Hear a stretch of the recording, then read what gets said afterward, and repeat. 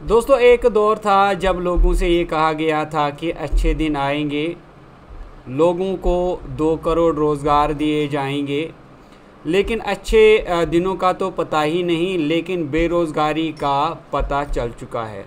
दोस्तों, अगर हम जम्मू कश्मीर की बात करें तो एक आरटीआई के मुताबिक जम्मू कश्मीर में अभी तकरीबन 6 लाख बेरोज़गार नौजवान हैं।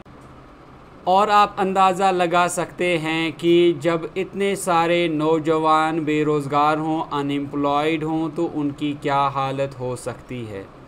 दोस्तों, जम्मू कश्मीर में अगर हम रिक्रूटमेंट्स की बात करें तो कई सालों से रिक्रूटमेंट रुकी हुई है, एग्ज़ाम नहीं हो पा रहे हैं, स्कैम हो रहे हैं, दालियाँ हो रही हैं, जिसकी वजह से एग्ज़ामिनेशन रुके हुए हैं। दोस्तों, न्यूज़ के मुताबिक 1.99 लाख जो अनएम्प्लॉयड यूथ हैं, उन्होंने गवर्नमेंट एम्प्लॉयमेंट पोर्टल पे खुद को रजिस्टर किया है। एम्प्लॉयमेंट की अगर हम बात करें तो जम्मू कश्मीर में एम्प्लॉयमेंट बिल्कुल ज़ीरो के बराबर है, क्योंकि यहाँ पर इतनी सारी कोई इंडस्ट्रीज़ नहीं है, कोई इतना बड़ा प्राइवेट सेक्टर नहीं है जहाँ पर ये अनएम्प्लॉयड यूथ अपना रोज़गार कमा सकते हैं।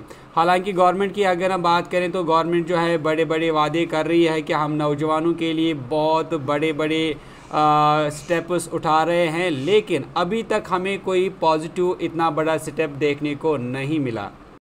अगर हम रिक्रूटमेंट्स की बात करें तो यहाँ पर जो सबसे बड़ी रिक्रूटमेंट एजेंसी जो कि SSRB है, वहाँ पर भी एग्ज़ाम्स अभी रुके हुए हैं। एक एग्ज़ामिनेशन कैलेंडर भी नहीं निकाला जा रहा है, जिससे बच्चों को किसी हद तक राहत की सांस मिलती।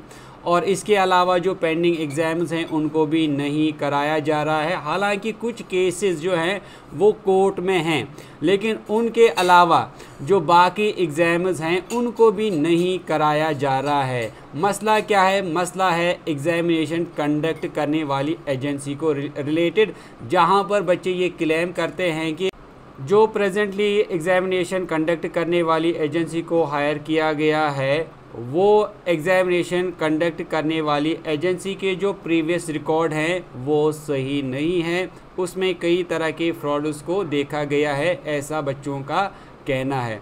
तो मुझे आप ये समझाइए कि क्या ये गवर्नमेंट के लिए इतनी बड़ी बात है कि वो एक नई एग्ज़ामिनेशन कंडक्ट करने वाली एजेंसी को हायर नहीं कर सकती। दूसरी बात तो सुनने में ये आई कि गवर्नमेंट ने एक कंपनी को अप्रोच किया था और वहाँ पर उस कंपनी ने जो एग्ज़ामिनेशन कंडक्ट करने के लिए फ़ी चार्ज की थी, जो पैसे मांगे थे वो बहुत ही ज़्यादा थे।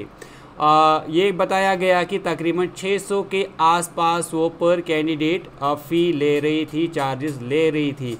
तो दोस्तों, जब इंडिया की एक बहुत ही बड़ी एजेंसी, मैं बात कर रहा हूँ SSC की, वो सिर्फ अपने कैंडिडेट से 100 रुपये फ़ी लेती है, और वो भी सिर्फ जनरल कैटेगरी वालों को, और जो बाकी कैटेगरी से ताल्लुक़ रखने वाले कैंडिडेट्स हैं और इसके अलावा जो वीमेन कैंडिडेट्स हैं, वो सारे फ्री में SSC में अप्लाई कर पाते हैं। जब SSC 100 रुपये फ़ी लेने के बाद एग्ज़ामिनेशन करवा सकती है, उनको मैनेज करवा सकती है, तो पूरी जम्मू कश्मीर गवर्नमेंट क्या एक एग्ज़ामिनेशन कंडक्ट करने वाली एजेंसी को हायर नहीं कर सकती।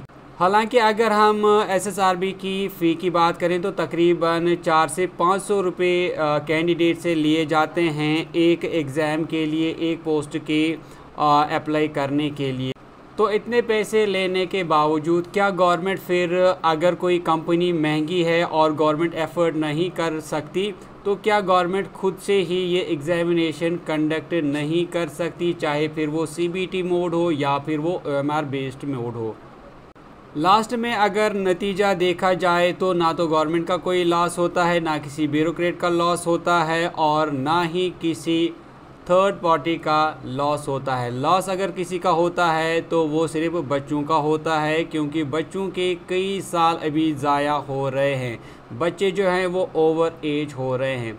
गवर्नमेंट को चाहिए कि वो जितना जल्द हो सके इन बच्चों का एग्ज़ामिनेशन ले, ताकि बच्चों का जो फ्यूचर है वो ख़राब ना हो, वो तबाह ना हो। और वाकई में गवर्नमेंट तब गवर्नमेंट कहलाती है, वाकई में गवर्नमेंट तब लोगों की फेवरेट होती है जब वो सही में लोगों के लिए काम करे, ख़ासकर नौजवानों के लिए काम करे।